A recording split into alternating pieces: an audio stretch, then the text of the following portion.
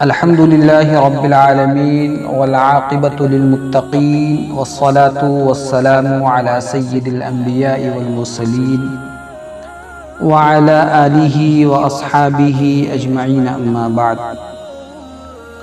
قال الله تعالى: وما خلقت الجن والإنس إلا ليعبدون.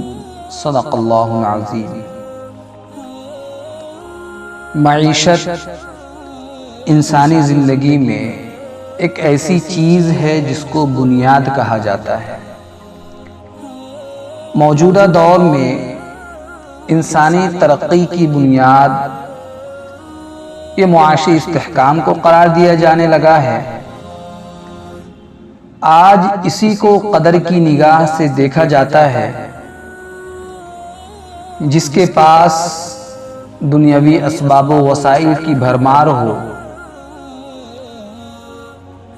اگر وسائل سے خالی زندگی ہو تو اس دور انحطاط میں جس میں اخلاقیات کا کوئی معیار باقی نہیں رہا، اپنی مفادات کے لیے لوگ دوسروں کا استحصال کرنے یا دوسروں کو نقصان پہنچانے تک سے گریز نہیں کر رہے ہیں۔ لوگوں سے بھلائی کی توقعات و امکانات کم ہو گئے ہیں۔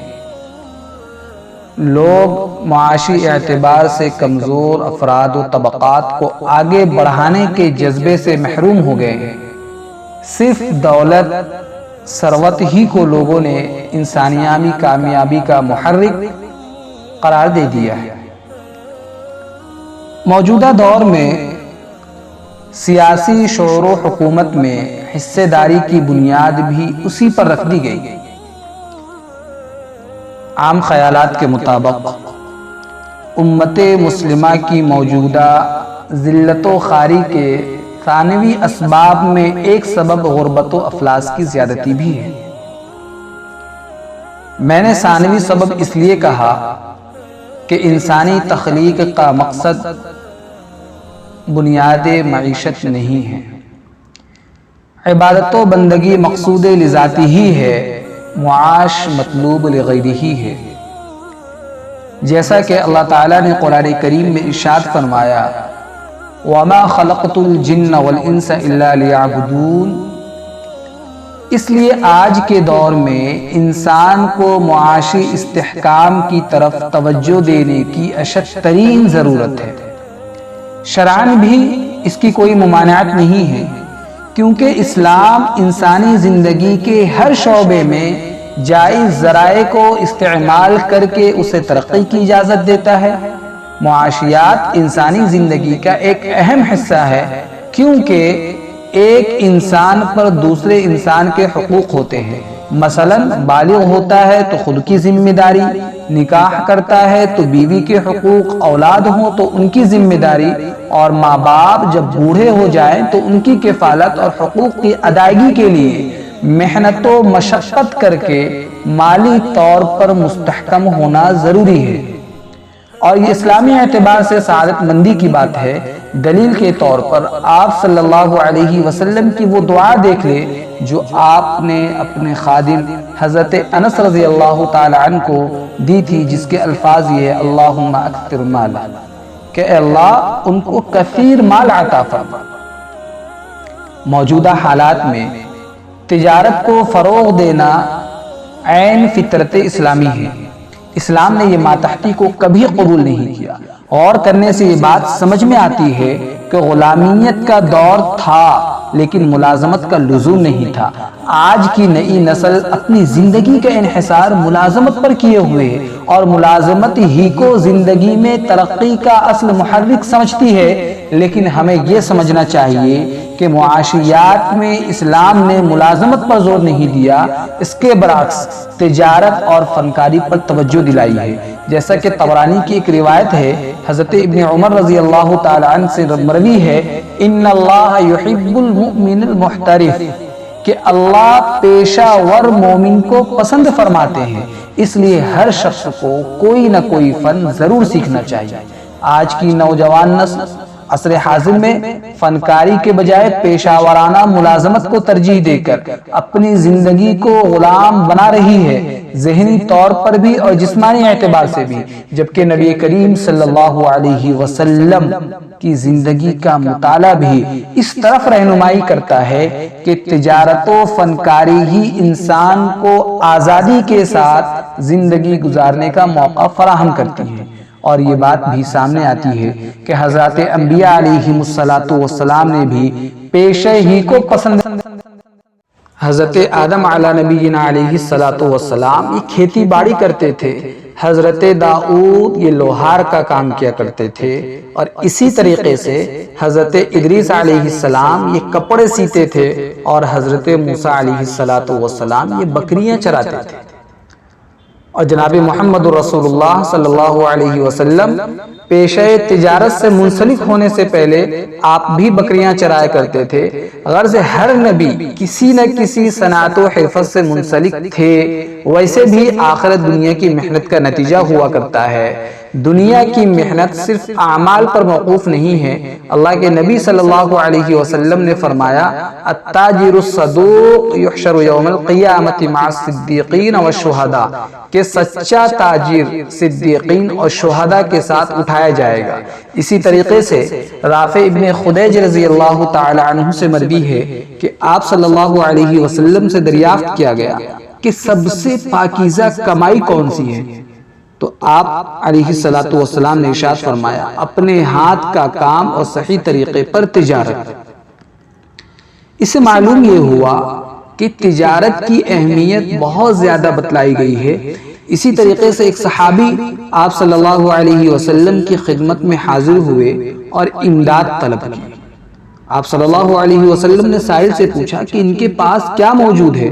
انہوں نے جواب دیا کہ ان کے پاس ٹاٹ کا ایک ٹکڑا ہے جس کے ایک حصے کو بچھاتے ہیں اور دوسرے حصے کو اوڑھ لیتے ہیں، اور ملکیت میں ایک پیالہ بھی ہے جس میں وہ پانی پیتے ہیں۔ نبی کریم صلی اللہ علیہ وسلم نے وہ ٹاٹ اور پیالہ منگوایا، پھر خود اس کی بولی لگائی اور پوچھا من یشتری ہذین، ان دونوں کو کون خریدے گا؟ ایک صحابی نے کہا انا آخذ بدرہم، کہ میں 1 درہم میں لے لیتا ہوں۔ آپ صلی اللہ علیہ وسلم نے دوبارہ حاضرین کو مخاطب کر کے کہا من یزید، اس پر 1 درہم کا اضافہ کون کرے گا؟ دوسرے صحابی نے 2 درہم میں خرید لیا۔ دونوں درہم ضرورت مند صحابی کے حوالے کر کے فرمایا کہ 1 درہم گھر کے خرچ یعنی کھانے پینے کے لیے سامان لاؤ، اور دوسرے سے کلہاڑی خرید کر لانے کی ہدایت فرمائی۔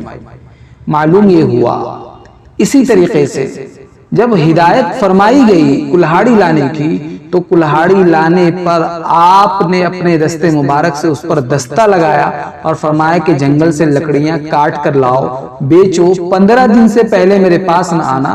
15 دن بعد وہ صحابی حاضر خدمت ہوئے اور بتایا کہ 10 درہم آمدنی ہوئی ہے، جس سے کپڑے خریدے، غلہ خرید لیا۔ تو نبی اکرم صلی اللہ علیہ وسلم نے فرمایا یہ تمہارے لیے اس سے بہتر ہے کہ تم قیامت کے دن بھیک مانگنے کی وجہ سے داغ والے چہرے کے ساتھ آؤ۔ اس واقعے سے تجارت کی اہمیت کا پتہ چلتا ہے کہ آپ کی نگاہ میں اس کی کتنی اہمیت ہے۔ اپنی ذاتی دلچسپی دکھا کر حصول معاش کی طرف توجہ دلائی۔ آخری جملے سے یہ بات بھی معلوم ہو رہی ہے کہ اسلام ہرگز یہ نہیں چاہتا کہ کوئی فرد دوسرے کے اکتسابی قوت سے فائدہ اٹھائے، بلکہ اپنی فطری صلاحیت کی مدد سے خود محنت کر کے کمائے۔ احیاء العلوم میں امام غزالی رحمۃ اللہ علیہ نے حضرت عیسیٰ علیہ السلام کا ایک واقعہ نقل فرمایا ہے کہ ایک شخص سے دریافت فرمایا کہ تم کیا کرتے ہو؟ اس شخص نے جواب دیا کہ میں عبادت کرتا ہوں۔ حضرت عیسیٰ نے دوبارہ سوال کیا کہ اگر تم عبادت کرتے ہو تو تمہاری زندگی کا گزارا کیسے ہوتا ہے؟ تمہارا کفیل کون ہے؟ اس نے کہا کہ میرا بھائی میرا کفیل ہے۔ تو فرمایا تمہارا بھائی تم سے زیادہ عبادت گزار ہے۔ اسی طریقے سے ابراہیم نخعی سے کسی نے پوچھا کہ آپ کو امانت دار تاجر پسند ہے یا وہ شخص جو عبادت کے لیے اپنے آپ کو فارغ رکھے؟ تو انہوں نے جواب دیا کہ مجھے امانت دار تاجر پسند ہے، کیونکہ وہ جہاد کر رہا ہوتا ہے، شیطان اس کو خلاف شرع کاموں پر ابھارتا ہے، جھوٹ بولو، ناپ تول میں کمی، زیادتی کرو، لیکن لین دین میں اور خرید و فروخت کے معاملات میں حق کے خلاف کروانا چاہتا ہے۔ اس سے معلوم یہ ہوا کہ جب تجارت کا آغاز ہو جائے، کاروبار پھیلنے پھولنے لگے اور کام چاہے جتنا بھی بڑھ جائے، اس کو اللہ کا فضل سمجھنا، ایک لمحے کو بھی اللہ سے غافل نہ ہونا، کسی کو بھی چھوٹا اور حقیر نہ سمجھنا، مال، عہدہ، منصب، صدق و امانت، شہرت، یہ سب چیزیں جو ہے، مال، عہدہ، منصب جو ہے، یہ تمام کے تمام آنے جانے والی چیزیں ہیں، کبھی ایک کے پاس تو کبھی دوسرے کے پاس، لیکن صدق ہے، امانت داری ہے، وعدہ وفائی ہے، ان کو اختیار کرنا، ٹال مٹول سے اجتناب کرنا ہے، اپنے ماتحتوں کے ساتھ اپنے ساتھ سلوک کرنا ہے، قرض کی راہ میں قدم ڈالنے سے پہلے 100 بار سوچ لینا اور یہ مشورہ کرنا، سودی معاملات میں اپنے ہاتھ کبھی گندے نہ کرنا، ہمیشہ مال و فکر کو پاک رکھنا۔ جب ان دو چیزوں میں گندگی آتی ہے نا تو نقصان کا خوف دل میں پیوست ہو جاتا ہے، اتار چڑھاؤ پر کبھی شکستہ دل نہیں ہوتا،